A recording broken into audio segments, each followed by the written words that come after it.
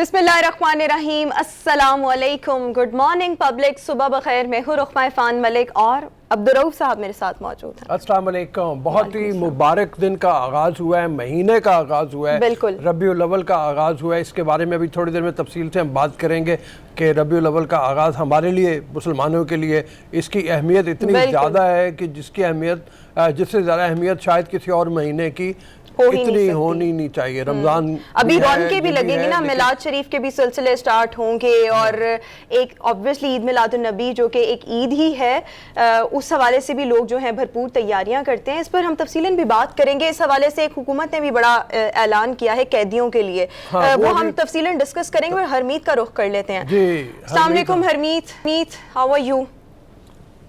वालेकुम सलाम, सत श्री अकाल, गुड मॉर्निंग। और मेरी तरफ से तमाम मुसलमान भाइयों को 12 रबीउल अव्वल की ढेर सारी मुबारकबाद है। और साथ में हमारे जो हिंदू बरादरी है, जो हिंदू भाई हैं जहाँ जहाँ रहते हैं, उनको भी नवरात्रि की ढेर सारी मुबारकबाद है। बड़ा रऊ साहब, आज मेरे ख्याल में डेली डोज की किस्से कहानियां थोड़ी सी ज्यादा हैं। बिल्कुल बिल्कुल बिल्कुल। बाय द वे मैं तारीफ करना चाह रही थी आपकी दस्तार की, वेरी नाइस कलर। सो अभी हम अपने रन डाउन को आपके साथ शेयर करते हैं। सबसे पहले पब्लिक का डेली डो, बाद हम गुफ्तगू करेंगे। आज 8 अक्टूबर है और ठीक 16 साल पहले पाकिस्तान में एक हौलनाक ज़ल्ज़ला आया था, बहुत सी तबाहकारियाँ हुई थी। इस हवाले से भी डिस्कशन करेंगे। प्लस हमने देखा कि कल बलूचिस्तान में बहुत खौफनाक ज़ल्ज़ला आया है जिससे बहुत ज़्यादा तबाही भी हुई है।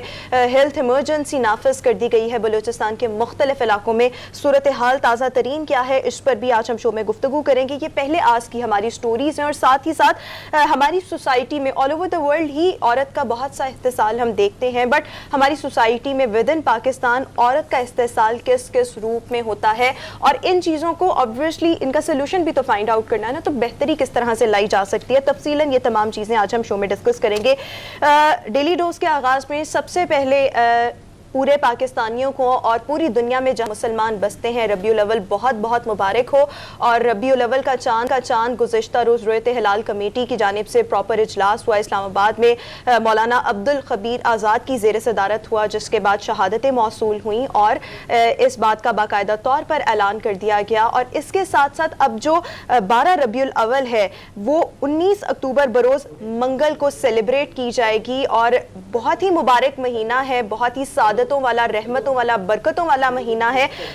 मुसलमान बहुत खुशी से इस महीने को सेलिब्रेट करते हैं। और इसके साथ साथ एक अहम ऐलान जिसके बारे में अभी हम डिस्कस भी कर रहे थे, मैं रऊफ साहब से भी कर रही थी, कि काबीना ने ईद मिलादुन नबी सल्लल्लाहु अलैहि वसल्लम के मौके पर कैदियों की सजाओं में कमी की मंजूरी भी दी है। अच्छी चीज़ है ये।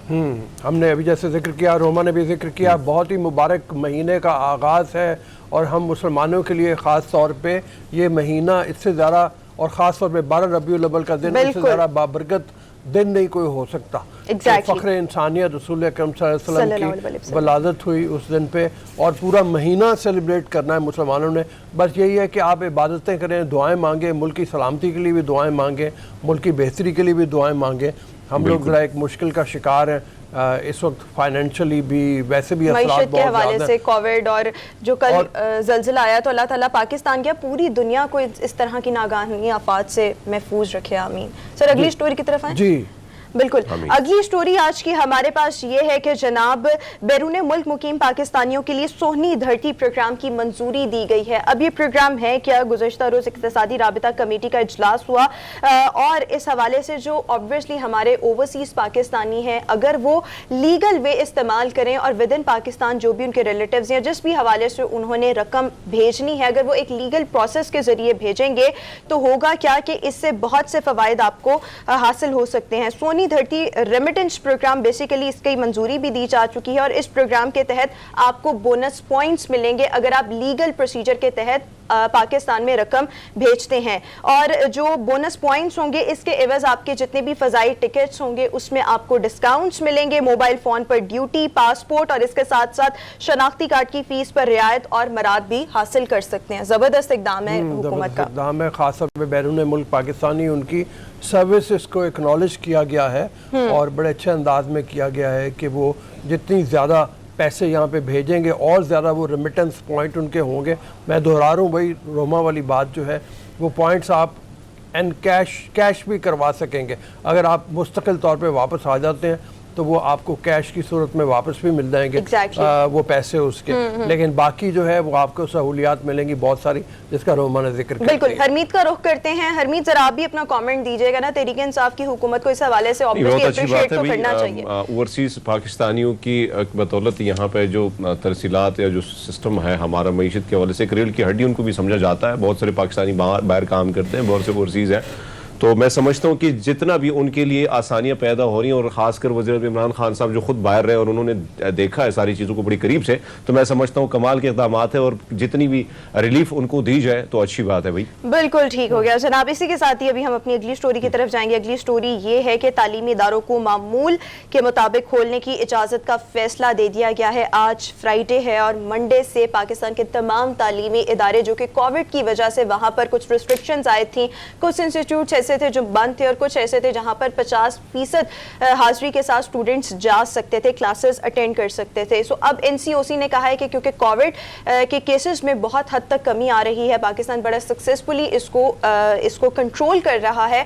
सो अब स्कूल जो है वो बाकायदा खोले जाएंगे और 50% हाजिरी वाली शर्त खत्म हो जाएगी। बहुत ज़बरदस्त इक़दाम है और अल्लाह करे कि ये जो कोविड की सिचुएशन है मज़ीद डिक्लाइन की तरफ आए, ताकि जो हमारी चीज़ें जो बहुत ज़्यादा मुतासर हुई हैं कोविड की वजह से वो आहिस्ता आहिस्ता मामूल पर आने लग जाएं। जी 2% अभी जो वैक्सीन ना लगवाने जो लोग हैं, जो इनकारी हैं, तो उनको भी किसी ने हुकूमत ने फैसला किया है, रोमा और साहब, कि उनको किसी न किसी तरीके से उनके साथ बातचीत की जाए, उनको समझाया जाए, ताकि उनके जो गलत फहमी उनके दिल में दिमागों में बसी हैं तो उसको भी दूर कर दिया जाए, और वैक्सीनेशन का जो अमल है इसको तेजी से फैलाया जाए। क्योंकि जिस तरह स्कूल बंद है, 50% बच्चे आते हैं तो कुछ नहीं आते, लेकिन ये जो अमल है स्कूल और कॉलेज इनका जब दोबारा शुरू होगा तो कम से कम जो एजुकेशन में थोड़ी सी ब्रेक लगी है तो दोबारा शुरू हो जाएगी। और अल्लाह करे इस वबा से हमारी जान छूटे, लेकिन वैक्सीन लगाना है भाई, वैक्सीन बिल्कुल लगाना बहुत जरूरी है। हम लोग भी जोर दे के यही कह रहे हैं। 2% पे आया इस वक्त कोरोना का पॉजिटिविटी रेट जो है, तो अल्लाह करे ये डिक्लाइन कर जाए। और इसी तरह से स्कूल जाने वाले बच्चे तो बड़े खुश होंगे, और असातिज़ा और तालीमी इदारों के मालिकान सभी बड़े खुश होंगे कि 2 बरस के बाद तकरीबन ये मौका आया कि फुल स्ट्रेंथ के साथ बच्चे स्कूल में हों। बिल्कुल। और इसी मैसेज के साथ अभी हम अगली स्टोरी की तरफ जाएंगे कि खुद को लाजमी तौर पर वैक्सीनेट करवाएं। किसी के र्यूमर्स पर, इधर उधर की फजूल किस्म की स्टोरीज पर, फेक इन्फॉर्मेशन पर हरगिज कान मत धरें। अगली स्टोरी की तरफ आएंगे। अगली स्टोरी जो आज हमारे पास है वो नूर मुकद्दम के कत्ल केस के हवाले से अपडेट आपको करना चाहेंगे। एज वी ऑल नो 20 मई को थाना कोहसार की हुदूद F74 इस्लामाबाद में 28 साल लड़की नूर मुकद्दम को तेज धार आले से कत्ल किया गया था, जिसके बाद मुलजिम जाहिर जाफिर जिन्होंने नूर मुकद्दम का कत्ल किया था उनको हिरासत में लिया गया था। जाहिर जाफिर के पेरेंट्स उनको भी हिरासत में लिया गया था। सो अब इस हवाले से अपडेट आपके साथ ये शेयर करेंगे कि नूर मुकद्दम कत्ल केस में फर्द जुर्म के लिए 14 अक्टूबर की तारीख एडिशनल सेशन जज अतार रब्बानी ने मुकर्रर की है। और अदालती कार्रवाई के दौरान मुलजिम जाहिर जाफिर ने कुछ गुफ्तगू करने की कोशिश की और कुछ अपने हवाले से जो जस्टिफिकेशन थी वो देने की कोशिश की, जिस पर अदालत ने कहा कि आपको भरपूर मौका दिया जाएगा जब इस केस का बाकायदा तौर पर ट्रायल और अदालती कार्रवाई का आगाज होगा। जी बिल्कुल, हाई प्रोफाइल केस है, बिल्कुल तमाम मुल्क इसका इंतजार कर रहा है। तो 14 अक्टूबर को ये जो जैसे बताया फर्द जुर्म आयद कर दी जाएगी, उसके बाकायदा जो मुकदमा है वो शुरू हो जाएगा, बहस होगी, वकील ज़ाहिर अपनी दलील देंगे, दलाइल से वो करेंगे। मेरे ख्याल में रऊफ साहब बड़े अवाम फायर जा रहे थे कि पुलिस इसमें इन्वॉल्व है, और हम भी यही सोच रहे थे कि भाई बड़ी फैमिली है, पैसे वाली फैमिली, और ऐसे जो असर रसूख वाली फैमिली होती है तो बड़े मुश्किल से इस केसेस जो प्रोसीजर है उसमें ताख़ीर भी की जाती है। लेकिन अच्छा हुआ एक फ़ैसला जो है अपनी समत बड़ी तेज़ी से जा रहा है, और अल्लाह करे इस तरह के जो ये दरिंदे सफ़ किस्म के लोग हैं, ये तो इसने कोशिश भी की कि मैं पागल बन जाऊँ, पागल बनने की भी कोशिश की, लेकिन कल अदालत के जो रिमार्क्स थे वो बड़े सख्त थे। तो मैं समझता हूँ कि सज़ा जल्द से का ये जो अमल है अगर होगा तो पाकिस्तान से बल्कि पूरी दुनिया से, इस माशरे से जो है जुर्म का खात्मा होगा। इसी तरह सजा का ये अमल है। आप बात कर रहे हो ना, मतलब फर्द जुर्म आयद होने का मतलब यही है कि अब मुकदमा चल पड़ेगा, मतलब मुकदमा शुरू हो जाएगा बाकायदा। लोग अभी तक भी इंतजार में थे, इतना डिले क्यों हो गया? तो वो आपकी बात सही है, इसने बड़ा मतलब चलाकियाँ की, जाहिर जाफिर ने पागल बनने की भी कोशिश की। तो वो तमाम तकरीबन मेरे ख्याल में जितनी पुलिस इन्वेस्टिगेशन है उसके बाद ये आ गया है कि बिल्कुल ठीक है, ये अपना जाता तो रहा है लेकिन ये कंपनी का डायरेक्टर रहा है बाकायदा, और फिर ये बिल्कुल हाँ साइकोलॉजिस्ट के तौर पे भी बहुत जगहों पे काम करता रहा है, बहुत कुछ मतलब इसने किया हुआ है। तो सिर्फ एक सफाक दरिंदा है ये जिसने इतनी बेदर्दी से कत्ल किया, इसको और सजा सबसे मिलनी बड़ी चाहिए। बात ये हुई है कि अदालत ने इनके जो वालिदैन थे वो भी इसमें इन्वॉल्व थे, उनकी जमानतें मनसूख कर दी। और वजह यही है कि आप देखें, आपको बचा सकते थे इस मासूम सी बच्ची को, आपको पता था कि आप नूर मुकद्दम उसी घर में आपके बेटे के साथ है, लेकिन उसके बावजूद इन्होंने पुलिस को इन्फॉर्म नहीं किया और सीधा जाके वो थ्रापिस्ट जो थे उनको कॉल की। तो ये जो चीज़ है, फिर वहां पर जो सिक्योरिटी गार्ड है उन्होंने भी इन्फॉर्म किया, लेकिन इन्होंने बिल्कुल अपने बेटे को बचाने के लिए कोशिश की, बल्कि वो जो किसी और की बेटी थी उसको अपनी बेटी अगर ये मानते तो मेरे ख्याल में आज नूर मुकद्दम हमारे दरमियान जिंदा बिल्कुल होती। ठीक आप बात कर रहे हैं, लेकिन यही इसी उम्मीद के साथ कि इस केस का जो फैसला है बहुत जल्द होगा और मेरिट पर होगा और जो कल्प्रिट्स हैं उनको करार वाकई ही सजा मिलेगी। अगली स्टोरी की तरफ आते हैं जो कि बहुत ज़्यादा इंटरेस्टिंग है। इंटरनेशनल क्रिकेट काउंसिल ने ये बात कही है कि रवा माह होने वाले वर्ल्ड T20 टूर्नामेंट्स जितने भी हैं उसमें बैट्समैन का जो लफ्ज़ हम मोस्टली इस्तेमाल करते हैं, बैट्समैन ऑब्वियसली जो बल्लेबाज होते हैं उनके लिए, वो अब इस्तेलाह इस्तेमाल नहीं की जाएगी और ये कहा जा रहा है कि बैटर का लफ्ज इस्तेमाल किया जाएगा। ये बैटर वो वाला, नॉट अंग्रेजी वाला, वो जो बेहतर वाला बैटर होता है वो नहीं, बैटर वाला बैटर BA है ना, BA वाला, BE वाला नहीं है, बिल्कुल बिल्कुल, बैटर यानी बैट करने वाला, बैट से। तो वो औरत भी हो सकती है, मर्द भी हो सकता है। वो जो सिनफी तकसीम थी ना, जिसकी बुनियाद के ऊपर लोगों ने एतराज़ किया कि जी अब ख़वातीन बहुत ज़्यादा आ गई हैं, क्रिकेट में खेलती हैं, वो भी उनकी भी बाकायदा टूर्नामेंट्स होते हैं। उसी तरह से जब मर्दों की टीम किसी मुल्क का दौरा करती है तो ख़वातीन की टीम भी आई होती है, साथ में वो भी मुकाबले चल रहे होते हैं। तो उन्होंने कहा इसको तकसीम को ख़त्म कर दिया जाए। देखो भाई, औरत का बड़ा जोर है, पावर है हरमीत?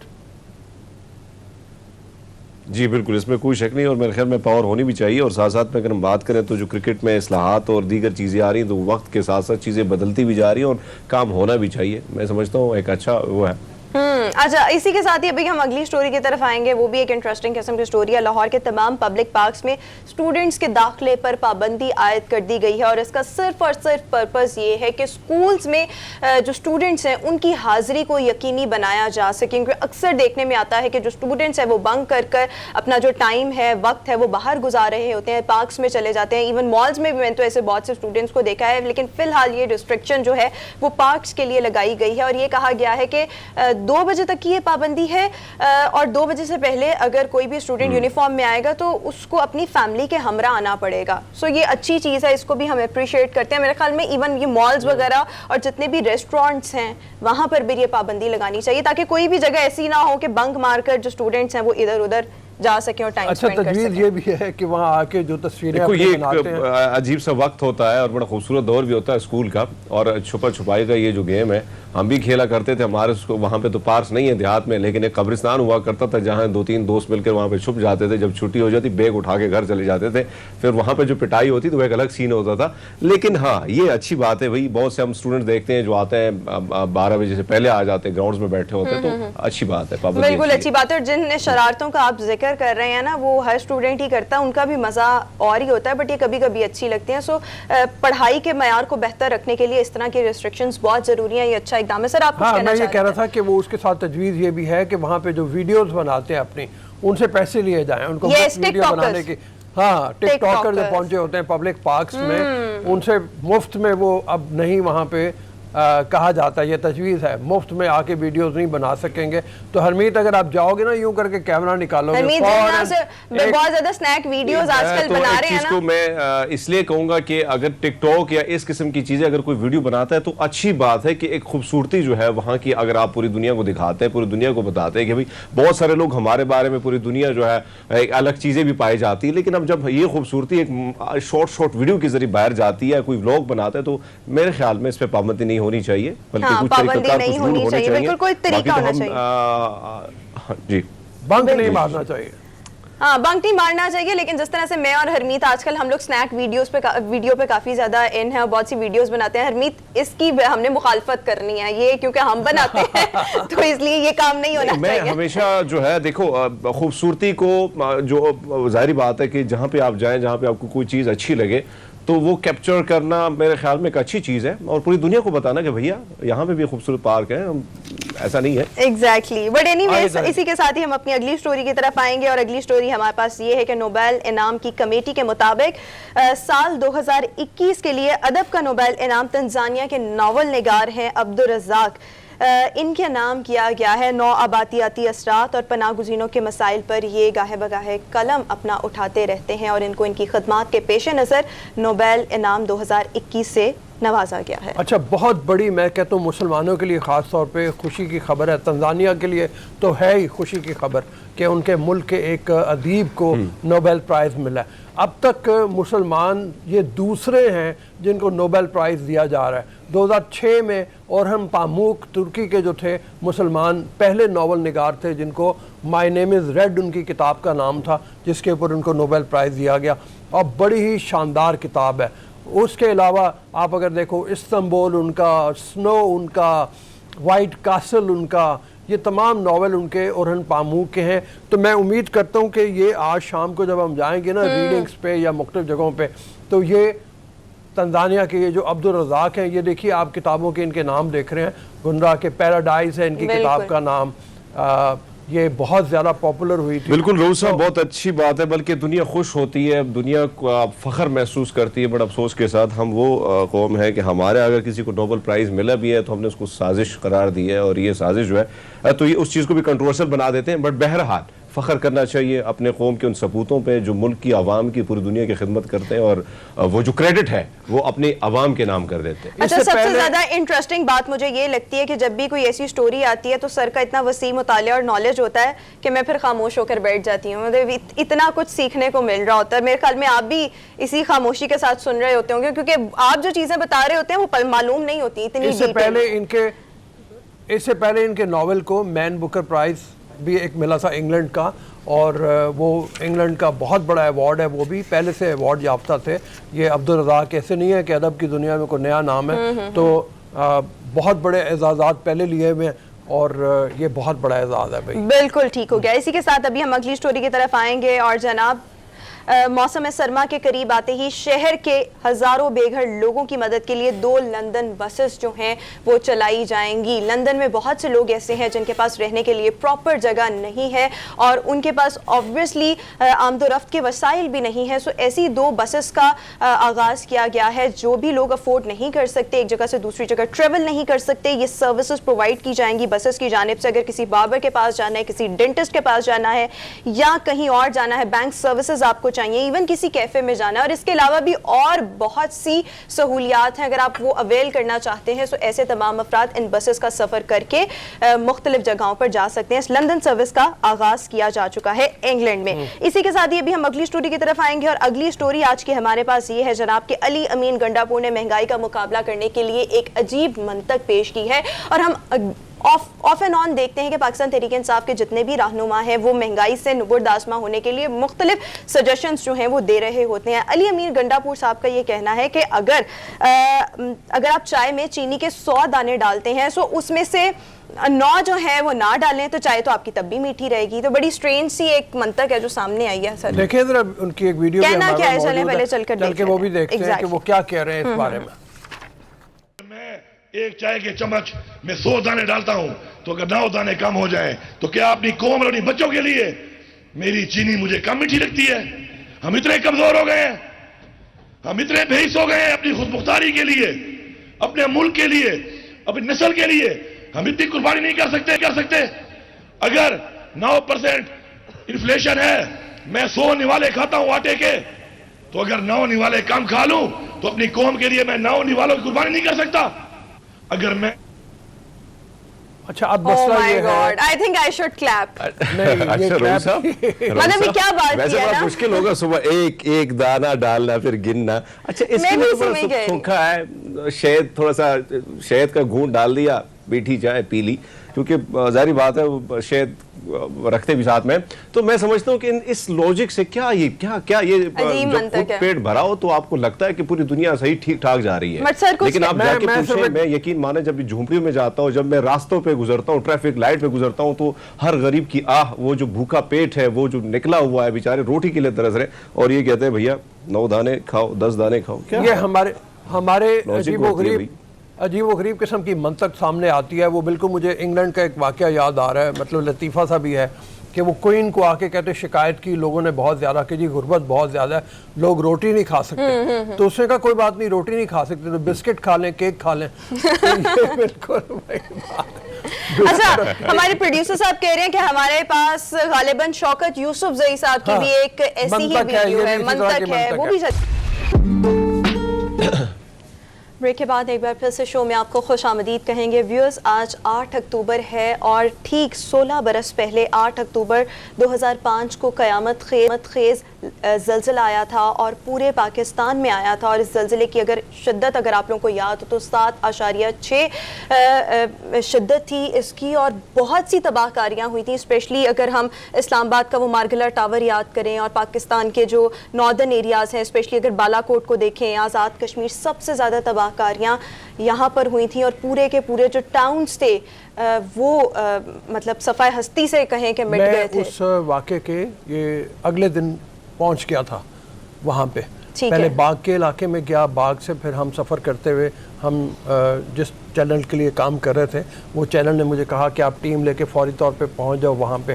तो जिस वक्त हम पहुँचे हैं मुज़फ़्फ़राबाद तो स्कूल्स की इमारतें गिरी हुई, बच्चों के बस्ते दबे हुए, लोग जो हैं वो हस्पताल बने हुए टेम्परेरी से वहाँ पे पड़े हुए, लोग ज़ख्मी हालत में जो अपने अपने प्यारों की दूर दराज से वो लेके आ रहे थे उनको, डेड बॉडीज़, वो पूरे मनाजर मैंने देखे हैं वहाँ पे। तो जितना भी इसको कहा जाए एक बहुत ही यानी आज गम का दिन है। अभी बात करते हुए भी ऐसे लग रहा है जैसे रोंगटे खड़े हो रहे हैं और अब इसी सिलसिले में इस पर आगे भी डिस्कशन तो करेंगे ही, लेकिन अभी हम अपने शो में चंद सेकंड्स की अलामती खामोशी इख्तियार करेंगे। और जितने भी व्यूअर्स अभी हमें देख रहे हैं, हम आपसे रिक्वेस्ट करना चाहेंगे कि जितने लोग जिन्होंने अपनी जान गंवाई इस खौलनाक ज़लज़ले में, आप उनकी मग़फ़िरत के लिए फातिहा जो है वो फातिहा पढ़ दें, उसमें साथ शामिल कर लें। उनके लिए भी जो हरनाई में ज़लज़ला आया बलूचिस्तान का, उसको भी शामिल कर लें साथ में, उनके लिए भी फातिहा पढ़ें और हम भी फातिहा पढ़ रहे हैं। बिल्कुल बिल्कुल, हम चंद सेकंड्स की खामोशी इख्तियार करेंगे।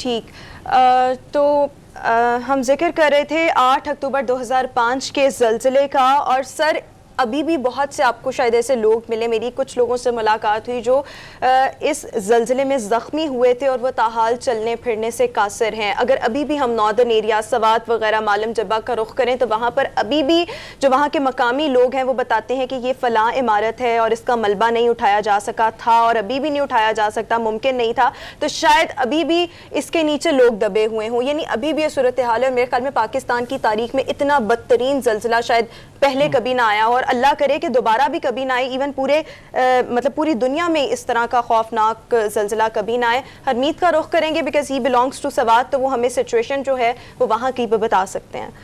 जी हरमीत। रोमा, जो हालात थे, जो होलनाक मनाजिर हैं, आज भी मुझे इसलिए याद है क्योंकि मैं उसी इलाके से हूँ। शांगला में बहुत ज़्यादा डेथ हुई थी और मुझे याद है ये सुबह का टाइम था और अचानक ऐसे लग रहा था कि कुछ दिखाई नहीं दे रहा था। पूरा गांव ऐसे वहाँ पे जो हालात थे, लोग चीखो पुकार, एक ऐसे जहाँ जहाँ पे मैं गया, जहाँ जहाँ पे मैंने देखा, कहीं बच्चे तो कहीं बूढ़े, कहीं बुजुर्ग घरों में फंसे हैं, तो किसी पे ऊपर पूरा घर जो है वो गिरा है, वो दबा हुआ है उसके अंदर। तो कई लाशें जो है मैंने खुद उठाई हैं, दोस्तों के साथ मिल के हम प्लान करते थे, जाते थे, उठाते थे। लेकिन पूरा मुझे याद है कि मेरे ख्याल में 2 महीने से ज़ायद का अरसा इस तरह था कि हमने घरों में रात नहीं गुजारी बल्कि खेतों में चारपाइयाँ रखी होती थी, क्योंकि हर 5-10 मिनट बाद जो ज़लज़ले के झटके थे वो शुरू हो जाते थे। उसके साथ साथ में अगर बालाकोट इन इलाकों की बात करी तो वो तो वस किस्म की सिचुएशन थी वहाँ पर। लेकिन एक चीज़ मैंने देखी है कि जब भी इस किस्म के आफात आए हैं, इस किस्म का के हालात, बुरे हालात हम पे आए हैं तो कौम जो है वो कौम जिस तरह उठी है और जिस तरह हेल्प की, जिस तरह मदद की। मुझे आज भी याद है कि घरों में तो खाना पक नहीं रहा था, बड़ा मुश्किल था हमारी जो सिचुएशन थी, लेकिन लोग आते थे, पता नहीं कहाँ कहाँ से लोग खाने बिस्तरे जो चीज़ जो ज़रूरियात थी हमारे लिए लेके आते थे, और पैकेज होते थे बाकायदा जिसमें बहुत ज़्यादा बाहर की दुनिया ने भी बहुत इमदाद की, लेकिन साथ साथ जो वो मनाजिर मैंने देखे वहाँ पे जो हैवी मशीनरियाँ ने काम की। फिर जब बालाकोट के वो मनाजिर, फिर कुछ ऐसे सोशल वर्क के ज़रिए भी हम गए मुख्तलिफ इलाकों में काम करने के लिए, तो वहाँ पे हमने देखा कि कई इलाकों तक कहाँ आप वहाँ पे जो इमारतें थी उनके अंदर से कुछ हमें लाशें दिखाई देती, किसी का हाथ तो किसी का सर, इस किस्म के मनाजिर थे जिस वजह से आज भी मैं अगर याद करूँ तो मुझे वो जो मनाजिर है वो भूलने वाले इसलिए नहीं है कि मेरे कुछ जो ऐसे थे पड़ोस के आस पड़ोस के लोग जो हमारे सामने उनकी डेथ हुई थी। तो ये जो हालात थे वहाँ के शांगला के, फिर शांगला से मानसेरा के इलाकों के, जहाँ जहाँ हम जाते, चाहे रोड्स हम देखते या बिल्डिंग्स देखते थे, तो हर जगह कोई ना कोई जगह पे ऐसे से मनाजिर आपको देखने को मिलते थे जो यकीनन आज अगर हम कल की बात करें तो ये जो जलजला हुआ है बलूचिस्तान में, तो कलब, सैफुल्ला, चमन, इन इलाकों में जिस तरह होलनाक जलजला हुआ है। लेकिन मेरी गुजारिश हुकूमत से यही है कि आप अपनी आवाम के साथ साथ जो अफगानी महाजिर आए हुए हैं जो खुले आसमान तले बैठे हुए हैं, उनकी भी हमने वीडियो देखी है, तो सिर्फ फोटो सेशन ना हो बल्कि उनको भी इंसानियत के की खिदमत अगर हमने करनी है तो उनको भी इंसान समझकर हमने उनको खिदमत, उनको जो सहूलियात दीगरों को दे रहे हैं तो उनको भी देनी चाहिए मेरे ख्याल में। बाकी डेथ की अगर हम बात करें तो तकरीबन 20 हलाकतें इस वक्त बलूचिस्तान में हो चुकी है, 300 से ज्यादा लोग जख्मी हो चुके हैं, तो उनके लिए भी दुआएं। बलूचिस्तान वाले ज़लज़ले को भी अभी हम आगे चलकर तफसीलन डिस्कस करेंगे। अभी क्योंकि हम 2005 वाले ज़लज़ले को उसको उस हवाले से याद कर रहे हैं और इसी हवाले से आज आज़ाद कश्मीर की अगर जिक्र करें तो वहाँ पर आम तातील है और मुख्तलिफ तकरीबात का अहतमाम भी किया गया है। सो मीरपुर आज़ाद कश्मीर का इस वक्त रुख करेंगे जहाँ पर खुसूसी वॉक का भी अहतमाम किया गया है। हमारे नुमाइंदे आसिफ इकबाल इस वक्त हमारे साथ मौजूद है। आसिफ, सूरत हाल बताइएगा, किस तरह से आज का जो दिन है वो आज़ाद कश्मीर के लोग मना रहे हैं? अक्टूबर 2005 को आने वाले होलनाक ज़लज़ले को आज 16 साल बीत गए, लेकिन उसकी यादें आज भी ताज़ा हैं। इस हवाले से आज़ाद कश्मीर भर में आज एक तो छुट्टी मनाई जा रही है, दूसरा आज़ाद कश्मीर भर में मुख्तलिफ तकरीबात का इनेकाद भी किया जा रहा है। इस हवाले से मीरपुर आज़ाद कश्मीर में वॉक का अहतमाम किया गया और 1 मिनट की खामोशी इख्तियार करके जो शहदाए ज़लज़ला है उनको याद किया गया और उनके लिए खसूसी दुआएं की गई। आज 8 अक्टूबर के दिन को कौमी आगाही के दिन के तौर पर भी आज़ाद कश्मीर भर में मनाया जा रहा है। जो अफवात आती हैं मुख्तलिफ उसके बचाव के हवाले से भी आज के दिन को आगाही के दिन के हवाले से मनाया जा रहा है। आज़ाद कश्मीर भर में 8 अक्टूबर का जो ज़लज़ला आया था इसमें 2.25 लाख से ज़ायद अफराद शहीद, जबकि लाखों अफराद जो हैं इससे मुतासर हुए थे। अगर बहाली के काम की बात की जाए तो बहाली के काम जो है वो ताहाल मुकम्मल नहीं हो सके। मुजफ्फराबाद, कोटली और कुछ ऐसे इलाके हैं जिसमें लोग मुतासर हुए थे, जो अमलाक थी वो उसी तरह है, उनके जो बहाली का काम है अभी तक वो स्ट्रक्चर जो है वो मुकम्मल नहीं हो सका। तालीमी इदारे हों या सरकारी जो इमारतें हैं वो अभी तक जो है उसी तरह मौजूद हैं, जो 80% काम है वो मुकम्मल। ठीक है, बहुत शुक्रिया आसिफ, आप हमें सूरत हाल से आगाह कर रहे थे। और अभी हम ज़रा बलूचिस्तान में जो ज़लज़ला आया गुज़श्ता रोज़ इंतहाई खौफनाक ये ज़लज़ला था, 5.9 इसकी शिद्दत थी, जिसने कोयटा समेत जो गिरदो नवाह के जितने भी इलाके थे उनको बहुत बुरी तरह मुतासर किया। अब तक की जो इतलात हैं उनके मुताबिक 22 अफराद जाँ बहक हो चुके हैं, जबकि मोर देन 300 लोग ऐसे हैं जो कि ज़ख्मी हैं। और कोयटा से हेलीकॉप्टर्स जो थे वो बलूचिस्तान के जितने भी बैकवर्ड एरियाज़ हैं जहाँ पर बहुत ज़्यादा नुकसान हुआ है वहाँ पर भिजवाए गए हैं ताकि फौरी तौर पर जो लोग हैं उनको रेस्क्यू किया जा सके और उनको कोयटा के बड़े अस्पताल लाया जा सके ताकि उनका इलाज किया जा सके। हेवी मशीनरी को डिफरेंट इलाकों में मूव किया गया है और इस सिलसिले से मुख्तलिफ जो इक़दामात हैं वो किए गए हैं। तो मेरे ख्याल में अभी हम थोड़ी देर में ब्रेक पे चले जाएंगे। बिल्कुल। और हेडलाइंस की ब्रेक होगी हमारे पास, तो उसके बाद हम आएंगे बलूचिस्तान वाले के और भी बातें करेंगे थोड़ी सी। मेरे ख्याल में भी हम शो में एक ब्रेक शामिल करेंगे, एक ब्रेक के बाद वापस आएंगे। Good morning public. ब्रेक के बाद एक बार फिर से शो में आपको खुशामदीद कहेंगे। व्यूअर्स, बलूचिस्तान के हम ज़लज़ले का जिक्र कर रहे थे जो कि बहुत शिद्दत का ज़लज़ला था और बहुत सी तबाहकारियाँ इस ज़लज़ले के नतीजे में हुई। अब सूरत हाल ये है कि वहाँ पर रेस्क्यू का अमल तो जारी है, साथ ही साथ मुमकिन नुकसानात के पेश नज़र हरनाई में तिब्बी इमरजेंसी का नफाज किया जा चुका है। ताज़ा तरीन सूरत हाल भी जानेंगे और मज़ीद इस टॉपिक पर डिस्कशन भी करेंगे। हमारे साथ इस वक्त मौजूद हैं पार्लिमानी सेक्रेटरी बराए सेहत डॉक्टर रुबाबा बलेदी साहिबा। डॉक्टर साहिबा, thank you so much, welcome to the show. Doctor साहिबा, सबसे पहले तो ये फरमाइएगा कि इस वक्त ताज़ा तरीन सूरत हाल क्या है अस्पतालों की, सहूलियात की, और कौन कौन सी जगहें बलूचिस्तान की ऐसी हैं वो जो सबसे ज़्यादा मुतासरा है, और अब तक कितने ज़ख्मी अस्पताल लाए जा चुके हैं? जी, अस्सलाम वालेकुम and thank you for having me on your show. जी, बलूचिस्तान का ऐसे आपको जैसे मालूम है कि कल जो ज़लज़ला आया था तो आपने भी ये कहा कि बहुत शदीद ज़लज़ला था। ये आया है हरनाई की तरफ, तो वहाँ पे इस वक्त जो सबसे मुतासरा जगह है वो हरनाई है और उसी के साथ शारक इलाका है। यहाँ पे सबसे ज्यादा तबाहकारी हुई है ज़लज़ले की, और हमने मेडिकल इमरजेंसी नाफिज कर दी थी वहाँ पे भी, और कोयटा के तमाम टर्शरी के हॉस्पिटल्स में भी, और जितने नेबरिंग डिस्ट्रिक्ट्स हैं हरनाई डिस्ट्रिक्ट से, जैसे लोरालाई है, ज़ियारत है, यहाँ पे भी हमने मेडिकल इमरजेंसी डिक्लेयर किया और उनके हॉस्पिटल्स भी स्टैंड बाय पे हैं। जो जख्मी आ रहे हैं वहाँ से, जो मामूली जख्मी हैं उनको वहाँ रेफर किया जा रहा है, और जो शदीद जख्मी हैं उनको एयरलिफ्ट भी किया गया है आर्मी की मदद से। उनके हेलीकॉप्टर्स ने जो है एयरलिफ्ट कराया पेशेंट्स को और कोयटा की टर्शरी केयर हॉस्पिटल्स में लेके आए। अच्छा डॉक्टर साहिबा, अभी भी जख्मी लाए जा रहे हैं अस्पतालों में? अभी भी? जी हाँ, क्योंकि देखिए वहाँ पे जो पॉपुलेशन है बड़ी डिस्पर्स्ड है, तो जो गांव देहात हैं आगे वहाँ पे आर्मी ने अपनी जो है urban search and rescue teams को भी डिप्लॉय किया है, तो जहाँ जहाँ से जख्मी फिर जो है पहुँच पा रहे हैं लोगों तक, वहाँ से फिर जख्मी रेफर किए जा रहे हैं। डॉक्टर साहब, ये फरमाइए कि ये शारक का जो अच्छा, ये भी इलाका बताइएगा कि जो जी हरमीत जी रो साहब जी जी जी अच्छा डॉक्टर साहब, ये फरमाइए कि ये अगर हम देखें वहाँ पे जो वज़ीर आला है, गवर्नर है, दीगर जो वज़ीर हैं, सीनियर वज़ीर हैं, तो उनकी जानिब से क्या क्या ऐलानात किए गए? क्योंकि हमने देखा कि कई घर जो है वो मुनद्दम हो चुके हैं, बहुत ज़्यादा उनकी जो बहाली है उनके लिए क्या इक़दाम कर रही है बलूचिस्तान की हुकूमत? देखिए, इस वक्त तक तो हम सिर्फ रेस्क्यू एंड रिलीफ में लगे हुए हैं कि इंजर्ड को जो है वहाँ से निकाल लें, जख्मियों को, और जो डिसीज हैं उनकी जो है हम फ्यूनरल्स वगैरह और ये सब चीज़ें अरेंजमेंट्स हो रही हैं। ऑब्वियसली जब तक हमारे पास ये रिलीफ वर्क उस वक्त तक कंटिन्यू रहेगा जब तक सारे जितने भी लोग हैं वहाँ पे जो इफेक्ट हुए हैं से वो कम्प्लीटली सेटल नहीं हो जाते। इसमें एक तो ये चीज़ की गई है कि जी वहाँ पे 3 दिन की हमने हॉलीडे डिक्लेयर किया था, क्योंकि स्कूलों की कुछ इमारतें मखदूश हो गई, तो हमारा जो महकमा तालीम है उन्होंने भी एक सॉर्ट ऑफ एजुकेशनल इमरजेंसी वहाँ डिक्लेयर की है, और स्कूलों में अभी फ़िलहाल स्टूडेंट्स नहीं जा रहे।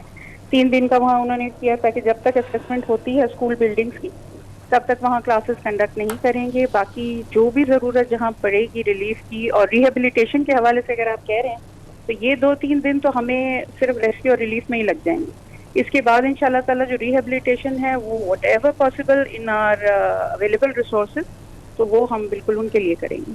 जी ये फरमाइए कि ये जो शारक का इलाका है, इस इलाके में जहाँ तक मुझे याद है वहाँ पे माइंस काफ़ी ज़्यादा हैं, तो कोई माइंस तो नहीं कोई गिरी, या मतलब उसमें कोई मजदूर तो नहीं नीचे आ गए, कोई इस तरह का कोई तो नहीं हुआ? जी, अभी चल रही है असेसमेंट। जैसे आपको मैंने बताया कि आर्मी ने डिप्लॉय की है अपनी urban rescue and research search and rescue teams, वो ये सारा देख रही हैं। अभी इलाके की असेसमेंट और मैपिंग हो रही है, तो जैसे जैसे हमें पहुंच पा रहे हैं लोगों तक, और ये माइंस का जो आपने कहा है इस पर भी नजर है।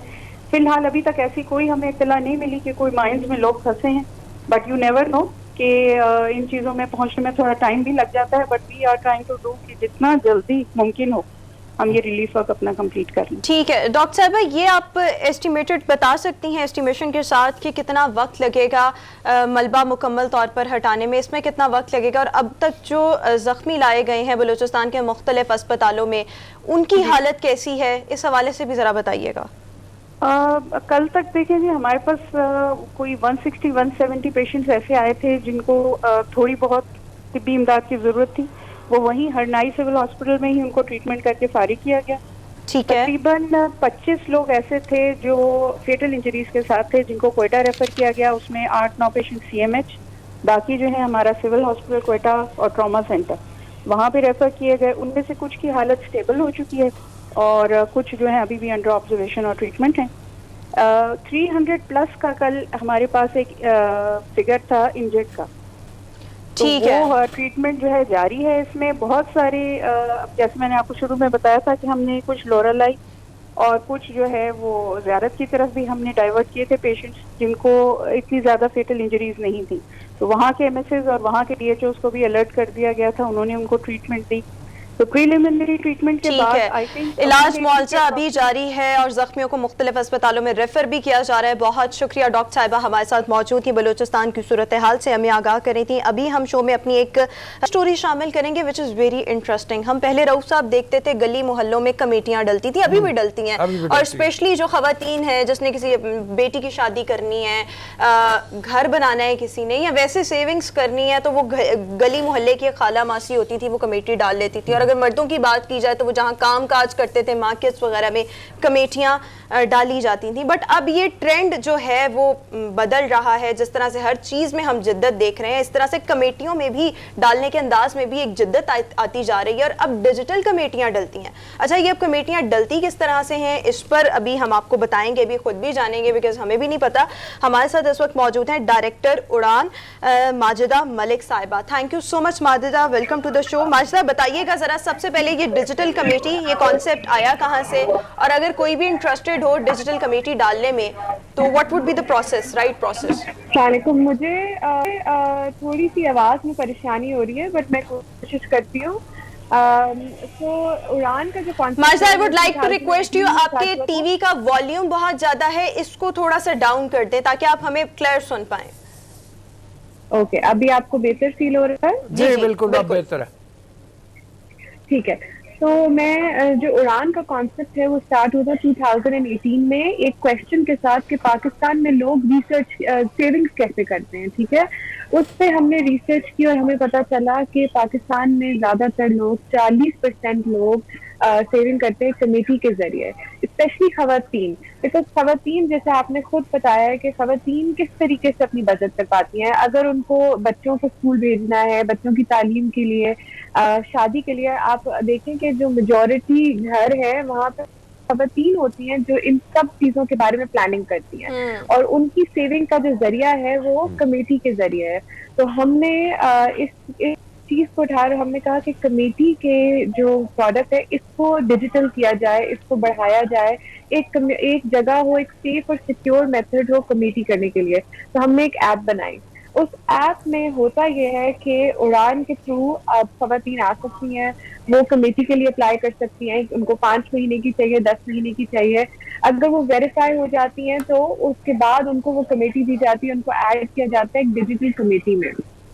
उस डिजिटल कमेटी के जरिए वो अपनी जितनी भी सेविंग नीड्स है उनको पूरा कर सकती है। हमारे साथ बहुत सी खवातीन आई हैं जिन्होंने अपने बच्चों के खर्चे, उनकी स्कूल, उनकी कॉलेज की एजुकेशन, अपनी बच्चों की शादी के खर्चे, अपनी शादियों के खर्चे जो है उन्होंने कमेटी के थ्रू, उड़ान कमेटी के थ्रू। अच्छा माजिदा, ये बताइएगा जिस ऐप का आप जिक्र कर रही हैं, इसका नाम आप उड़ान बता रही हैं, इसके स्पेलिंग्स क्या हैं और इसको डाउनलोड क्या हम गूगल प्ले स्टोर से डाउनलोड करेंगे? इसके स्पेलिंग है ORAAN। ठीक है, ये प्ले स्टोर पे भी मौजूद है और ऐप स्टोर पे भी मौजूद है। ऐप डाउनलोड करने के बाद आप ऐप के थ्रू कमेटी के लिए अप्लाई कर सकते हैं, और जैसे ही आप अप्लाई करते हैं तो उसके बाद हमारी टीम आपको कांटेक्ट करती है, आपकी इंफॉर्मेशन देखती है और आपको बता देती है कि आपके लिए कौन सा स्लॉट आपको दिया जा सकता है। अगर आप ये बताइए पूरी हो तो आपको अर्ली स्लॉट भी मिल सकता है। माजिदा, ये बताइए पाकिस्तान से सिर्फ है या बाहर के लोग भी आ सकते हैं, हर शहर के लिए है? और दूसरी ये भी बताइएगा कि आपके सर्विस चार्जेस होंगे? हर शहर के लिए है, बाहर के लोग भी कर सकते हैं, लेकिन उनके पास पाकिस्तानी बैंक अकाउंट होना जरूरी है और पाकिस्तानी CNIC या पासपोर्ट होना जरूरी है। ठीक है, और ये बताइए कि आपके सर्विस चार्जेस क्या होंगे? अच्छा, मतलब इसके लिए मजीदा एक तो ये चीज़ भी बताइएगा कि हम अक्सर देखा करते थे, रोमा ने जिस तरह जिक्र किया, गली मोहल्लों में, आस पड़ोस में लोग अपनी ज़रूरत के लिए खवातीन जो है वो भरती थी कमेटियाँ। अक्सर कोई ना कोई मासी लेके उड़ जाती थी और जब आती थी तो फिर उसकी पिटाई जो अक्सर उस तमाशे, हम भी छोटे होते थे मजा भी लेते थे, लड़ाई होती थी। अब ये बताइएगा कि ये जो एप्लीकेशन आई है तो इससे एतमाद हासिल करने के लिए आपका क्या, क्योंकि मुश्किल प्रोसेस तो है, तो कैसे लोगों को एतमाद में आपने लिया? जी माजिदा, बोलिएगा। जी जी, एतमाद में का कैसे सवाल, लिया आपने एतमाद लोगों में को? लोगों को कैसे लिया आपने? हम लोगों ने देखिए, जब उन्होंने हमारे साथ कमेटी स्टार्ट की और हम उनको गारंटी देते हैं कि देखिए आपने जिस टाइम पे अगर आप अच्छे पेयर हैं तो वी विल मेक श्योर कि आपका जो पे आउट है वो आपको 11 से 15 के दरमियान में मिल जाएगा। और ऐसा ही हुआ, मेजॉरिटी कस्टमर्स को जिस टाइम पे उनको पे आउट चाहिए था हमने उनको अकोमोडेट किया। और हमारा फिक्स टाइम होता है और उसमें होता ही है कि अगर कोई कमेटी से निकल भी जाए, ठीक है, तो हम उसको रिप्लेस कर देते हैं। अच्छा माजिदा, ये भी बताइएगा, इसका हमें अभी तक क्लियर आंसर नहीं मिला कि पाकिस्तान के जो भी शहर हैं कहीं से भी कोई भी इस ऐप को डाउनलोड करके कमेटी डाल सकता है, और ओवरसीज पाकिस्तानी या ओवरसीज पाकिस्तानी ना भी हो, बैरून मुल्क से कोई भी शख्स इस कमेटी में हिस्सा ले सकता है? हमारे पास है ओवरसीज पाकिस्तानी भी हैं जो आते हैं, बट पाकिस्तानी बैंक अकाउंट होना जरूरी है ताकि वो ट्रांसफर कर सकें। ठीक ठीक। और अक्सर बीच में ऐसे होता है, जिस तरह से अभी हम जिक्र कर रहे थे कि जो कमेटी डालने वाला बंदा है, खाला मासी जो हूसोएवर इज, तो वो कमेटी तोड़ देते हैं और पैसे खुद हड़प कर जाते हैं। एक तो उनके एंड से ये फ्लॉ आ गया। अच्छा, कभी कभी ऐसे होता है कमेटी डालने वाला धोखा दे जाता है और वो कमेटी तोड़ देता है, तो ये कैसे बैलेंस करते हैं आप लोग? नहीं, ये होता है लोकल जो घर के मोहल्ले वाली कमेटी में था, बट हमारा पूरा वेरिफिकेशन प्रोसेस होता है और अगर कोई निकल भी जाता है उसमें से तो ये उड़ान की रिस्पॉन्सिबिलिटी है कि हम उनसे रिकवर करते हैं। और हम लोग जो है वो कमेटी टूटती नहीं है, बिकॉज हम किसी और मेंबर के साथ उसको रिप्लेस कर देते हैं। तो जो कमेटी डाल रहा है, जो टाइम पे कर रही है औरत, जो अपना पूरा काम कर रही है, हम मेक श्योर करते हैं कि उनको उनकी पे आउट उनके टाइम पे मिलता है। और मुझे ये बताइए माजिदा, मैंने एक सवाल अच्छा, वैसे एक और चीज आपसे पूछनी ये है कि जी रोहू साहब, मैं हरमीत में पूछना चाह रहा हूँ कि इन लोगों के सर्विस चार्जेस क्या हैं? मतलब आप लोग जो कमेटी को डालता है, फर्ज किया 5,000 या 10,000 के, उसके ऊपर आपके सर्विस चार्जेस होंगे? स्लॉट पे हमारे सर्विस चार्जेस होते हैं, यानी कि पहले जो 5 से 6 स्लॉट्स हैं उनके सर्विस चार्जेस होते हैं। अगर आप 10 महीने की कमेटी देख लें, जो सेविंग स्लॉट्स हैं उससे हमारे कोई सर्विस चार्जेस नहीं होते। और सर्विस चार्ज डिपेंड करता है आपकी अमाउंट पे, ठीक है। तो अगर आप 5,000 की कमेटी डाल रही हैं और आप अर्ली स्लॉट ले रही हैं तो 250 रुपीज पर मंथ आपका या 350 रुपीज पर मंथ आपका सर्विस चार्ज हो सकता है। ठीक जी हरमीत, क्विकली सवाल कीजिएगा। हाँ, मैं इसी तरफ आ रहा हूँ। खवातीन का आपने जिक्र किया, खवातीन के हवाले से ज़्यादा बात हो रही है। भैया अब मेरी सैलरी तो इतनी है नहीं, मैंने अगर 5,000 रुपये की कमेटी डालनी है, मैं मर्द हूँ, तो क्या मुझे इजाजत होगी एप्लीकेशन में इन्होंने? बिल्कुल, एब्सोल्युटली। अगर आप वेरीफाई हो जाते हैं, और मुझे कितना मिलेगा ये भी थोड़ा सा बताइएगा, मिलेगा महीने का कितना, हमें दे सकते हैं ताकि फिर मैं पकड़ा भी पाऊँ कि भैया बहुत मिल गई। आपको भी कमेटी मिल सकती है। अच्छा, ये बड़ा अच्छा हुआ। मेरे ख्याल में आवाज नहीं आई। हरमीत बहुत जल्द आपके साथ कमेटी डालना चाहेंगे, इसलिए वो इतने कीन है कि आप जरा उनको एग्जैक्ट इंफॉर्मेशन दें। फिर जब वो कमेटी निकल आएगी तो फिर हरमीत हमें पार्टी देंगे। हाँ बिल्कुल ठीक। हाँ, ये रोमा भी बहुत डालती है कमेटियां, मेरे ख्याल में ये भी करेगी। हाँ, मेरे साथ एक दफा, मेरे पिछले दफ्तर में एक दफा धोखा भी हो गया था, बड़ी मुश्किल से अमाउंट वापस मिली थी, तो इसीलिए मेरा ये कंसर्न था कि अगर कोई तोड़ दे या आपके पैसे हड़प कर जाए उसके लिए आप क्या करेंगे। बट एनीवेज, अभी मेरा आपसे सवाल ये है कि कितनी अमाउंट मिनिमम या मैक्सिमम कमेटी डाल सकती है? मिनिमम अमाउंट और मैक्सिमम? देखिए, हम हर किसी को इनकरेज करते हैं कि वो 3,000 से 5,000 की अमाउंट से स्टार्ट करें। अगर उनके मीन्स हैं कि वो ज्यादा बड़ी अमाउंट डाल सकते हैं तो वो उस बड़ी अमाउंट से भी स्टार्ट कर सकते हैं, बट मैक्सिमम अगर आप नए यूजर हैं तो हम आपको 10,000 से ज्यादा में नहीं करेंगे। और आहिस्ता आहिस्ता आप अपना जो है अपनी हमारे साथ हिस्ट्री बनाते हैं, ठीक है। हम देखते हैं कि आप कितनी अच्छी पेयर है, आप टाइम पे करती हैं, जितना जल्दी पे करती हैं उतने अच्छे आपके पॉइंट्स होते हैं, और फिर आप सेकंड स्लॉट भी डाल सकते हैं, वो आप बड़ी अमाउंट का डाल सकते हैं। अच्छा माजिदा, यहाँ पर एक और चीज जो है, जो एप्लीकेशन है जिसके बारे में वो खवातीन जो पढ़ी लिखी नहीं, जो स्कूल के पीछे भी नहीं गई हैं, हाँ, जो मर्द हजरात हैं, तो वो क्या करेंगे? उनके लिए क्या तरीकाकार होगा भैया कि एप्लीकेशन खोलनी है तो कैसे लिखना है, क्या करना है? इंटरेस्टिंग बात ये है कि वो खवातीन भी, उन सबके पास स्मार्टफोन है और वो सब व्हाट्सएप भी यूज कर रही है। मेजॉरिटी खवातीन के पास पाकिस्तान में स्मार्टफोन है, वो व्हाट्सएप यूज कर रही है, वो डिफरेंट ऐप्स यूज कर रही है। तो एप्लीकेशन हमने इस तरीके से बनाई है कि हर कोई इसको मेरी एक इस्तेमाल मौसी है ना कर सके। फूफी, वो कहती है जब मोबाइल बेचारी डायल करती है तो कहे भैया इसका नंबर डायल कर दे, मुझे पता ही नहीं है। तो उस बेचारे को भी बड़ी प्रॉब्लम है, उसको पता ही नहीं चलता कि हरमीत किस पहले पैसे हमारी लेते अभी ये हमने इसलिए पूछ रहा जिस हूँ। सेगमेंट को टारगेट किया है वो स्मार्टफोन यूजर्स हैं, लेकिन हमारे पास ऐसी खवातीन आती हैं जो ऐप के बगैर भी कम्युनिटी डाल रही होती है, और हम उनको कहते हैं कि ठीक है आप हमें जो है अपनी व्हाट्सएप के थ्रू हमारे साथ कांटेक्ट करें, और हम उनको अकोमोडेट करते हैं। और इंशाल्लाह हमारी कोशिश है कि हम आगे जैसे जैसे बढ़ाएंगे हम लोग उनके लिए भी बिल्ड करें जो टेक्नोलॉजिकली इतनी ये वैसे ये advanced पूछना चाहिए इनसे कि बगैर स्मार्टफोन के किस तरीके से, एक तो उन्होंने बता दिया व्हाट्सएप के जरिए, आप कह रही हैं स्मार्टफोन अगर नहीं है तो वो किस तरीके से करेंगी। स्मार्टफोन नहीं है, इसको मैं दोबारा दोहरा रहा हूँ, स्मार्टफोन नहीं है जिनके पास, वो व्हाट्सएप के हम जरिए। अभी इस हमारी कोशिश, हम लोग यूजुअली ऐसे हमारे पास छोटी ऑडियंस है, बहुत छोटी ऑडियंस है, बड़ी ऑडियंस नहीं है जो कि स्मार्टफोन यूजर्स नहीं है, लेकिन जो छोटी ऑडियंस है, क्योंकि बहुत सी खवातीन ने ऐसे भी किया था कि खुद कमेटी डाली थी, फिर उन्होंने कहा था कि मुझे अपने स्टाफ के लिए करनी है, या मेरे इर्द गिर्द कोई रहती है वो जो है बिल्कुल भी टेक्नोलॉजिकली एडवांस नहीं, तो मैं जो है उसके बिहाफ पे डाल दूंगी। तो हम इस तरह बहुत सी इस तरह की फीमेल्स को लेकर आए कि किसी और ने उनके बिहाफ पे डाल दी और वो उनकी पेमेंट भेज की, राइट। और ऐसी हमारे पास बहुत केसेस हैं जो एक आती हैं, वो खुद डालती हैं, उनका एक्सपीरियंस अच्छा होता है, वो कहती हैं कि अच्छा मेरी हमसाई है, मेरी हमसाई को ठीक है, यानी कोई भी किसी के बिहाफ पर भी कमेटी डाल सकता है और फिर आप उसको वेरीफाई करेंगे। बट अभी मेरे प्रोड्यूसर साहब कह रहे हैं कि हरमीत का लेवल ऑफ एक्साइटमेंट इतना ज्यादा है कि दिल करे हम आगे की स्टोरी स्किप कर दें और इसी मौजू पर आज हम जरा डिस्कशन करें। और वो ये भी कह रहे हैं कि आपका कारोबार अनकरीब चमकने वाला है। बहरहाल एक आखिरी सवाल आपसे पूछना चाहूंगी, वो ये कि बहुत से लोग ऐसे हैं, उनमें हम भी शामिल थे, कि अभी हमें आज की तारीख से पहले नहीं पता था कि भाई डिजिटल कमेटी भी कोई चीज होती है और हम उड़ान के जरिए ये डिजिटल कमेटी डाल सकते हैं। सो अभी आपका मेरे ख्याल में मेन फोकस ये होना चाहिए कि ज्यादा से ज्यादा लोगों में अवेयरनेस आए कि इस ऐप को डाउनलोड करें और आप इस तरीके से कमेटी डाल सकते हैं। अवेयरनेस के लिए लोगों तक ज्यादा से ज्यादा ये ऐप का नाम पहुंचाने के लिए what you people are doing? बिल्कुल, तो भी हम लोग, आप हमारा फेसबुक पेज फॉलो करें, आप हमारा इंस्टाग्राम फॉलो करें, और जो आप अगर खवातीन हैं, औरत है, तो हमारी एक फेसबुक कम्युनिटी है जिसमें ना सिर्फ हम कमेटी के बारे में बात करते हैं बल्कि हम financial literacy, financial education, investment करने के जराए और मुख्तलिफ चीजों के बारे में बात करते हैं। तो आप हमारी कम्युनिटी जरूर ज्वाइन करें। ठीक है जी, फेसबुक पे कम्युनिटी ज्वाइन की जा सकती है। बहुत शुक्रिया माजदा हमारे साथ मौजूद ही, बड़ी इंटरेस्ट गुफ्तगू हुई। मैं भी सोच रही हूँ मैं भी एक डिजिटल कमेटी जो है ना इनके जरिए डाल लूँ, देखूँ क्या उसका रिजल्ट आता है। कहाँ पहुँच गया जरूर ज़माना, आप डाउनलोड मतलब करें। कहाँ वो मोहल्ले की आंटियों से निकल के आप पहुंच गए डिजिटल, और यही फ्यूचर है, यही होने जा रहा है। मतलब सब ये कुछ अब डिजिटल हो रहा है, सब कुछ। और वो कह रही हैं जिस तरह से मतलब फेसबुक के ऊपर और उनके इंस्टा के ऊपर उन्होंने ग्रुप्स बनाए हुए हैं जो आगे मतलब उसको फैला रहे हैं। और फिर मैं तो बड़ा इंटरेस्टेड मतलब इसमें भी था कि वो जानने में, और वो उन्होंने बता भी दिया कि जिनके पास स्मार्टफोन है वो भी, जिनके पास नहीं है सर वो भी। आपको एक आइडिया देती हूँ, कमेटी आप डालें, जो निकलेगी वो पैसे मेरे, क्या ख्याल है? तो भाई शादी के लिए अगर होगा तो फिर ठीक है। चले ठीक है, चले एनीवेज व्यूअर्स, अभी हम शो में एक ब्रेक शामिल करेंगे, एक ब्रेक के बाद वापस आएंगे। Good morning public. ब्रेक के बाद एक बार फिर से शो में आपको खुश आमदीद कहेंगे।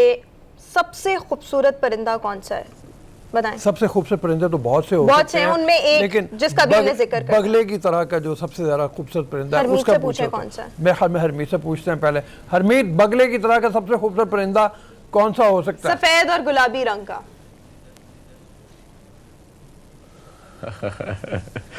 अच्छा, वैसे मैं जैसा रूस साहब ने सियासी सवाल जवाब दिया तो मैं भी यही कहूँगा कि मेरी नज़र में तो सारे बड़े खूबसूरत हैं, बट हाँ जो आपने ढूंढा है तो मेरे ख्याल में आप ही बता सकती हैं। ठीक है, अभी हम जिक्र करेंगे फ्लेमिंगो का, जिनका शुमार खूबसूरत तरीन दुनिया के परिंदों में होता है। और फ्लेमिंगो का शुमार खलीज साहिलों की जानिब जो परिंदे हिजरत कर गए हैं उनमें भी होता है। और माहौलियाती आलूदगी, एक्चुअली हम कराची के साहिल का अगर जिक्र करें तो यहाँ पर बहुत ज़्यादा आलूदगी थी, जिसकी वजह से ये जो परिंदे थे हिजरत करके खलीज अरब के साहिलों की जानिब हिजरत कर गए थे। बट अब ये हुआ है कि कुछ तब्दीलियाँ माहौल में ऐसी आई हैं जिसके बाद ये देखने में आ रहा है कि फ्लेमिंगो जो हैं वो वापस कराची के साहिलों का रुख कर रहे हैं। और लोगों की बहुत बड़ी तादाद है जो इनको देखने का शौक़ रखती है, और इनको देखने के शौक़ की वजह से ऑब्वियसली साहिलों का रुख किया जा रहा है। बट अनफॉर्चुनेटली सिचुएशन ये है कि फ्लेमिंगो की तादाद में बहुत ज़्यादा कमी आती जा रही है। सर मजीद जरा आप रोशनी डालिएगा। अच्छा, मैंने इनको हमेशा जब देखा ना तो झीलों के किनारे देखा, ठीक। और जैसे मैंने कहा कि ये कलर कहार में उछाली लेक है, उछाली लेक में मैंने इनको बहुत ज़्यादा देखा है और बहुत ही खूबसूरत रंग होता है। बल्कि आप कलर कहार अगर जाएं, हम लोग मिलके भी प्लान कर सकते हैं। मुझे बहुत शौक है बर्ड वॉचिंग का, तो वहाँ जाके दूर से वहाँ उन्होंने बर्ड वॉचिंग के लिए दूरबीनें लगाई हुई हैं, वो लगा के आप देख सकते हैं, बर्ड वॉचिंग कर सकते हैं। 1 डे ट्रिप बनता है। हरमीत को वहाँ से बुला लेंगे, हम यहाँ से चले जाएंगे और जाके हम फ्लेमिंगोज देख के आते हैं। वैसे घूमने फिरने का बड़ा शौक है, तो पहले एक रिपोर्ट देख लेते हैं। एक स्पेशल रिपोर्ट है, पहले चलकर वो रिपोर्ट देखते हैं।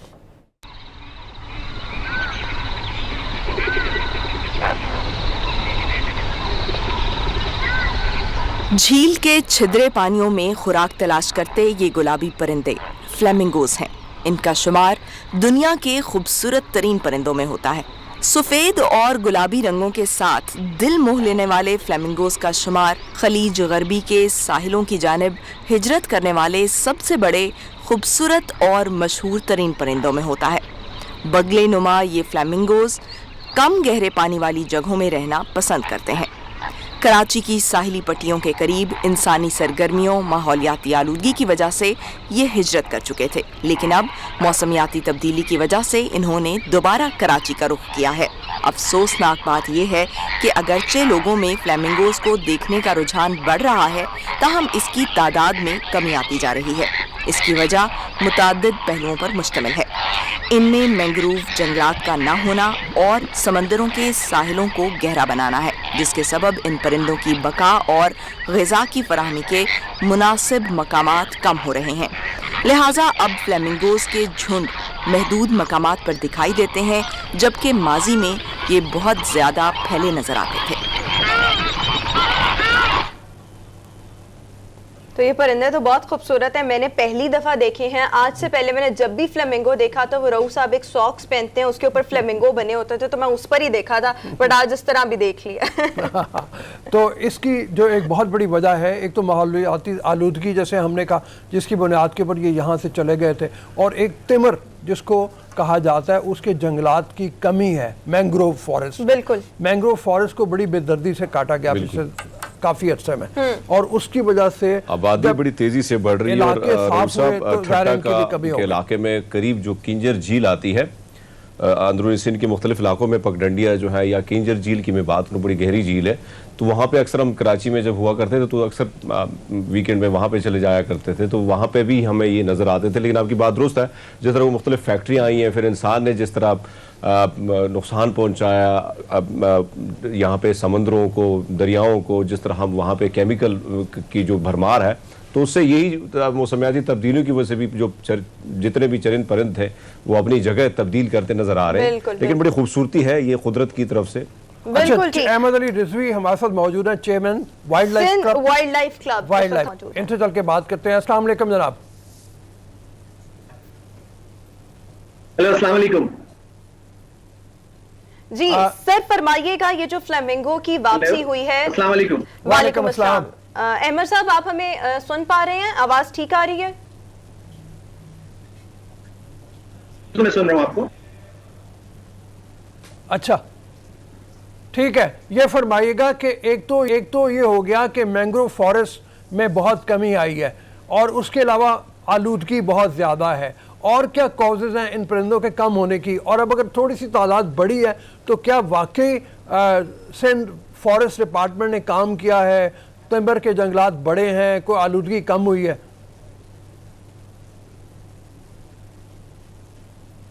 I think he's unable to hear our... नहीं सर, अनफॉर्चुनेटली ऐसा नहीं है। असल में जो हमारे यहाँ वाइल्ड लाइफ को इग्नोर किया जाता है, जिसकी वजह से जो प्रोटेक्टेड एरिया है वहां पर भी इनकी हैबिटेट को इतना प्रोटेक्ट नहीं किया जाता, और जो प्रोटेक्टेड एरिया तो हाल ही बहुत ज्यादा बुरा है। वहाँ शिकार भी होता है, जंगलों की कटाई भी होती है, जिसकी वजह से इनके जो यहाँ पे एबॉर्ड्स हैं वो खत्म होते जा रहे हैं। अच्छा ठीक है, और सेफर एबॉर्ड्स की तरफ मूव कर जाते हैं। कराची की साहिली पट्टी पे जो मैंग्रोव फॉरेस्ट है, ये बड़ा एक इनके लिए अच्छी हैबिटेट रही है, ये यहाँ पे हमेशा मौजूद होते हैं पूरा साल। बट जब इनका ब्रीडिंग साइकिल शुरू होता है तो उसके लिए इंडियन गुजरात की तरफ चले जाते हैं। जी बिल्कुल और ठीक ये है। वहां वापस आते हैं। तो गुज़िश्ता 2-3 सालों से हम देख रहे थे कि कराची के साहिलों पे ही फ्लैमिंगोज नजर नहीं आ रहे थे, क्योंकि पिछले 2-3 सालों में बारिशें हुई हैं, तो ये इंडिया की तरफ चले गए थे। और अब ये वापस आए हैं तकरीबन 1.5 साल के बाद, और ये बहुत ज्यादा बड़ी तादाद में वापस आए हैं, जिसमें इनके नए बच्चे भी हैं, जिनकी प्लूमेज से हम पहचान लेते हैं कि ये छोटे इनके बच्चे हैं। और अभी बहुत ज्यादा तादाद में हमारे जहां जहां साहिली पट्टी पे मैंग्रोव की बेल्ट है वहां पर है। तो खतरा ये है कि अगर इन जगहों को प्रोटेक्ट नहीं किया गया और यहाँ पे हैबिटेट्स पे जो है वो डिफरेंट किस्म की जो है वो डेवलपमेंट्स होती रही, तो फिर ये अबॉर्ड्स ये फिर यहाँ पर आना छोड़ देंगे। तो ये खतरे वाली बात है। इस पे मैं समझता हूँ जो वाइल्ड लाइफ अथॉरिटीज हैं, जो एनवायरमेंटल कंसर्न्स, जो ऑर्गेनाइजेशंस हैं, काम करना चाहिए कि इनकी हैबिटेट्स को ना खत्म किया जाए। ठीक है अहमद साहब, जरा ये भी बताइएगा कि जिस तरह से आपने कहा है कि ये यहाँ से फिर से हिजरत कर जाएंगे अगर इनको प्रॉपर उस तरह से एनवायरनमेंट फराहम नहीं किया गया, तो आपको क्या लगता है क्या ज़रूरत है करने की, क्या स्ट्रैटेजी बनाई जाए, किस तरह से इन जगहों को प्रोटेक्ट किया जाए ताकि ये जो परिंदे हैं अगर अब आए हैं तो ये यहाँ पर ही रहें, दोबारा से मूव ना करें? देखिए सबसे ज्यादा तो जरूरी ये चीज है कि एरियाज हैं वहां पे जो वाइल्ड लाइफ डिपार्टमेंट का अमला है उनकी पेट्रोलिंग को बढ़ाया जाए कि वहां पे शिकार ना हो, और जो इस हैबिटेट को तबाह करते हैं, जंगलों की कटाई होती है, उसको अगर ये चीज में नाकाम हो जाते हैं तो फिर ये हैबिटेट्स खत्म हो जाएंगी और ये परिंदे यहाँ पे नजर नहीं आएंगे इन फ्यूचर में हमें। हरमीत जी अच्छा सर, हम देखते हैं कि पूरी दुनिया में मुख्तलिफ इसके हवाले से, इसके बचाव के हवाले से काम किया जा रहा है, बल्कि अमली तौर पर भी काम किया जा रहा है। हम यहाँ की बात करें, सिंध की बात करें, तो मुख्तलिफ पगडंडियाँ मुख्तलिफ साइलों से हमारा जब गुजारना हुआ तो बड़ा खूबसूरत से नज़ारे हमें इन चरिंदों के दिखने को मिलते थे। आज हम देखते हैं जिस तरह आप कह रहे हैं कि आपने तो बड़ा वो अलार्म सी मचा दी कि भैया नुकसान होने वाला है, ये मुश्किल हो जाएगा इनके लिए। अब क्या तरीक़ाकार है इनके बचाव के लिए? क्या सिंध वाइल्ड लाइफ जो है क्या कर रही है कि कम से कम ये जो केमिकल जो फैक्ट्री से निकल रहा है वो भी बड़ा नुकसानदेह है, तो इसकी रोकथाम के लिए क्या हो रहा है सर? देखिए इसमें वाइल्ड लाइफ डिपार्टमेंट तो मैं समझता हूँ कि वो अपना रोल सच प्ले नहीं कर सकते। ये तो जो एनवायरमेंटल प्रोटेक्शन एजेंसीज हैं उनको देखना चाहिए, बैलेंस रखना चाहिए कि किन जगहों पे इस तरह की इंडस्ट्रीज आ रही हैं, वो अपना वेस्ट किस तरीके से मैनेज कर रहे हैं। अगर वो प्रॉपर्ली मैनेज नहीं कर रहे हैं जिस तरह से करना चाहिए, तो जो भी कार्रवाई की जा सकती है वो उनको करना चाहिए। वाइल्ड लाइफ डिपार्टमेंट वालों का काम तो ये है कि उस जगह पे शिकार ना हो, उस जगह की हैबिटेट को, जो जंगलों की कटाई है वो। ब्रेक के बाद एक बार फिर से गुड मॉर्निंग पब्लिक में आपको खुशामदीद कहेंगे। व्यूअर्स, अगर हम पूरी दुनिया में बात करें तो अभी तक वुमेन एम्पावरमेंट की बहुत सी बात की जाती है, लेकिन औरत को फिर भी मर्द से कमतर ही समझा जाता है। वेस्टर्न कंट्रीज़ में शायद ये मामलात इतने संगीन नहीं, लेकिन अगर हम अपनी सोसाइटी की विद इन पाकिस्तान बात करें तो यहाँ के कुछ ऐसे एरियाज़ हैं, स्पेशली अगर हम जनूबी पंजाब का रुख करें, इंटीरियर सिंध का रुख करें, तो यहाँ पर ख़वातीन को उस तरह से हुकूक भी नहीं हासिल और ख़वातीन का मुख्तलिफ रूप में इस्तेसाल भी किया जाता है। ख़वातीन को वनी किया जाता है, कारोकारी किया जाता है, वट्टे सट्टे से रिश्ते कायम होते हैं, गैरत के नाम पर कत्ल किया जाता है, और बहुत सी चीज़ें हैं जिनको हम आगे जाकर ऑब्वियसली डिटेल्स में डिस्कस भी करेंगे। लेकिन सवाल ये पैदा होता है कि इस्तेसाल को रोका कैसे जा सकता है। हमारे साथ इस वक्त शो में मौजूद हैं आमना करीम, जो कि अदाकारा भी हैं, सोशल एक्टिविस्ट भी हैं। Amna, thank you so much, welcome to good morning public. Amna, बताइएगा, एक्सप्लॉयटेशन जो है वो औरत की मुख्तलिफ अंदाज में मुख्तलिफ रूप में की जाती है। आपके ख्याल में अगर इस एक्सप्लॉयटेशन को रोकना हो, is there any way? Sorry, मुझे प्लीज अपना क्वेश्चन दोबारा से रिपीट करें, मुझे आवाज आपकी। आमना, मेरा सवाल ये है कि औरत की एक्सप्लॉयटेशन डिफरेंट अंदाज में की जाती है। अगर हम अपनी सोसाइटी का जिक्र करें, आपके ख्याल में कोई ऐसा तरीका है कि हम इस एक्सप्लॉयटेशन को कम कर सकें या मुकम्मल इसका खात्मा कर सकें, और अगर है तो वो तरीका क्या हो सकता है आपके नजदीक? सबसे पहले तो अस्सलाम वालेकुम एवरीवन, और thank you so much for inviting me first of all. इसके साथ साथ जो आपका क्वेश्चन है मैं फौरन उसकी तरफ आना चाहूंगी। देखिए, सबसे बड़ी चीज ये होती है कि जब तक आप जुल्म के खिलाफ उठेंगे नहीं, जुल्म खत्म नहीं हो सकता, कम नहीं हो सकता, रुक नहीं सकता। जब तक आप फ्रीडम ऑफ स्पीच का फायदा नहीं उठाएंगे, अपनी आजादी राय नहीं रखेंगे किसी बात पे, सही गलत का बताना, कि ये चीज, अब ये लिमिट है, ये बैरियर है मेरी, एक औरत को खुद दूसरे बंदे को आगाह करना जरूरत है। जैसे हम किसी कंपनी में जाते हैं तो उसके चंद रूल्स एंड रेगुलेशंस होते हैं जो हम उसको फॉलो करना हमारी ड्यूटी होती है। किसी रेस्टोरेंट में जाएं, किसी जगह में जाएं, तो वैसे ही औरत की प्रेमिसेस में दाखिल होना, एक औरत के साथ इंटरेक्ट करने में मेल जेंडर को या जो उसके साथ काम कर रहे हैं उनका एक बहुत इंपॉर्टेंट रोल होता है इस बात को समझना कि क्या बैरियर है, क्या डिस्टेंस मेंटेन रखना है हमने उस औरत से बात करते हुए, कहीं हम वर्बल हैरेसमेंट तो नहीं कर रहे उसको।